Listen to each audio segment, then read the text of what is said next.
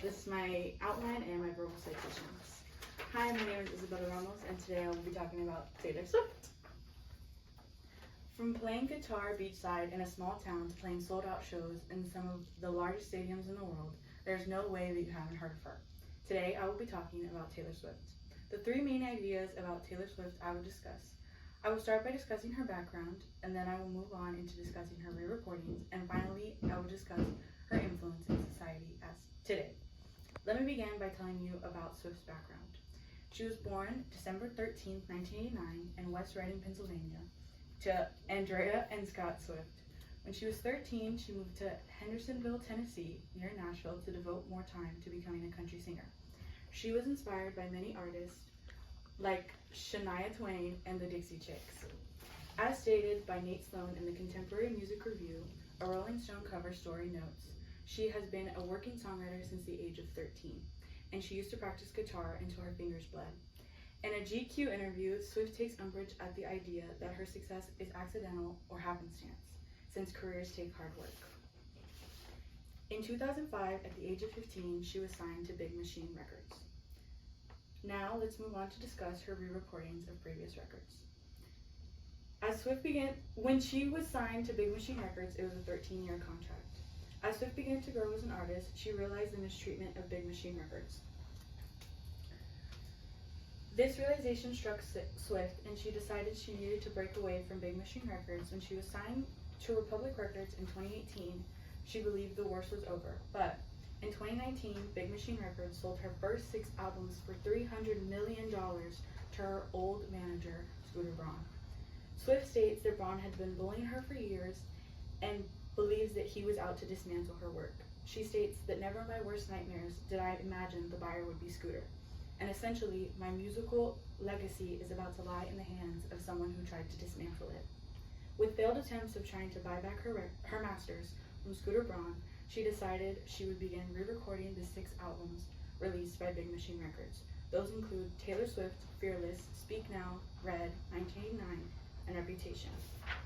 As stated by Alexis Padias in The Guardian, it is the opening salvo in Swift's plan to re-record all of her material that was sold without her consent, and she clearly means everything.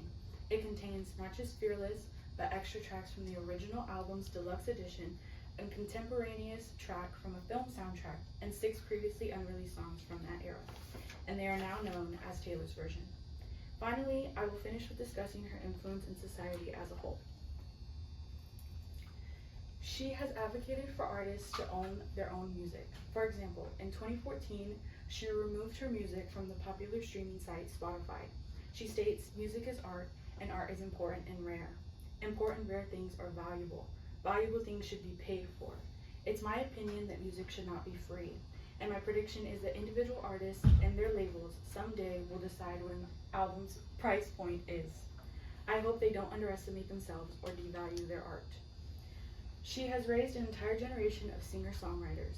She has inspired new artists like Phoebe Bridgers, Conan Gray, Olivia Rodrigo, Gracie Abrams, and many more. And she continuously advocates for LGBTQ plus community, education, wildlife, and victims of abuse. She has included members of the LGBTQ plus community in music videos like You Need to Calm Down, Me, and most recently, Lavender Haze. Swift endlessly fights for the rights of LGBTQ plus people. To quote lyrics from You Need to Calm Down, she sings, "Shade never made anybody less gay."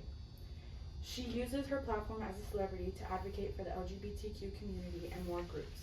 As written by Paul Femridge in the Contemporary Music Review, beginning in 2014, Swift began to take on a larger public role, displaying the business side of her persona, and also another kind of philanthropic activity, social advocacy.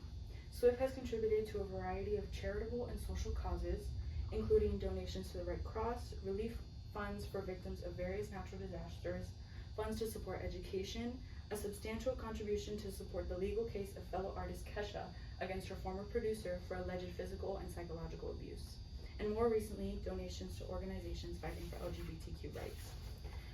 I have just informed you of the aspects on Taylor Swift's life. I started by giving you background information on Swift, then I informed you on why she began to re-record her previous albums, and lastly, I gave you information on how she has impacted society today. Love her or hate her, you cannot deny that Taylor Swift is a household name And when she walks in a room, she makes the whole place shimmer. Thank you. Hit it.